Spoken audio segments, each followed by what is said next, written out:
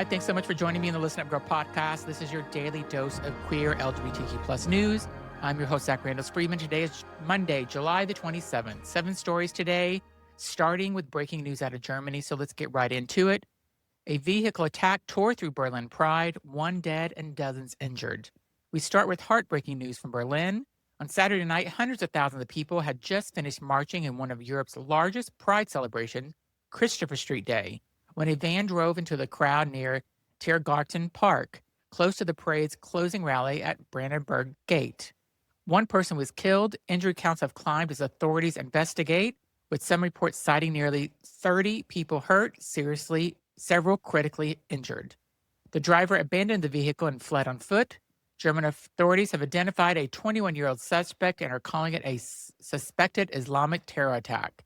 Berlin's mayor said it plainly: a peaceful, vibrant pride parade and the rally for a tolerant cosmopolitan Berlin that followed it was attacked in a most brutal way. He called it an attack on the city's free and open society. The parade itself before the attack had been a joyful day, 80 floats, hours of music and dancing, and our hearts are with Berlin's queer community today. It's so sad. Next, a Democrat tried to hide her LGBTQ plus support and got caught on the record. We moved to Seattle, where a so-called progressive candidate for Congress just handed her rivals a gift. Melissa Chandry is running for Washington's 9th district, and during an endorsement interview, she blurted out, "I don't want you to publish this," before admitting she plans to be the first Green Party member of Congress while running as a Democrat. Then it got worse. When asked why her LGBTQ plus platform wasn't on her website, she said, "Because of Muslims do not feel that way, unfortunately." Chandry is a Muslim herself. The backlash was immediate. The chair of the Washington Stonewall Democrats called the moment out directly, saying, "Our community is not expendable and the LGBTQ plus rights are foundational, not optional." At least one local Democratic organization is already moving to pull its endorsement. Chandry is trailing badly because of the longtime incumbent Alan Smith heading into August 4th primary, and this isn't helping. You know what? You either got to love us all the time or not at all. You can't be a fair-weathered supporter of the LGBTQ plus community. So next, Americans tell the FCC exactly where to shove it. It's warning labels. Remember when the administration wanted warning labels slapped on TV shows with LGBTQ plus characters?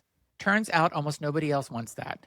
GLAAD submitted its analysis of public comments filed with the FCC, and the numbers are lopsided. 90% of commenters rejected the idea outright, and in a new Morning Concept poll, 63% of Americans, including a majority of parents, say they don't need these labels at all.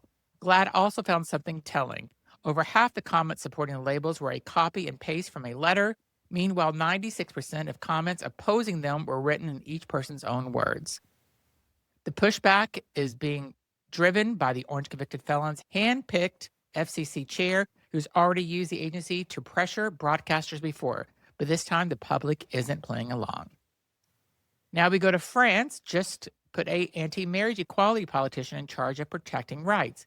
So in France, a senator who marched against marriage equality back in 2013 was just confirmed as the country's new defender of rights, an independent watchdog role that oversees discrimination cases, including for same-sex parents. Francois Nicole Buffet voted against marriage equality, voted against fertility access in single women and lesbian couples, and abstained on adding abortion rights to the Constitution. He now is calling his opposition stupid, but LGBTQ plus advocates aren't buying the redemption arc. Our advocacy leaders put it simply: it's hard to imagine a less suitable candidate to uphold rights than someone who doesn't believe in them. Buffett's term runs 6 years and it can't be revoked. Next, billionaire tried to stop a gay bar from opening and he lost. So some good news out of Phoenix. A leather bar just won its liquor license after months of objections from a very wealthy neighbor, an heir to the U-Haul fortune, who's now repeatedly threatened a defamation lawsuit coverage over the fight. The bar is open, the community showed up, and the billionaire's money couldn't buy him a veto over where queer people are allowed to gather. Ha, love that.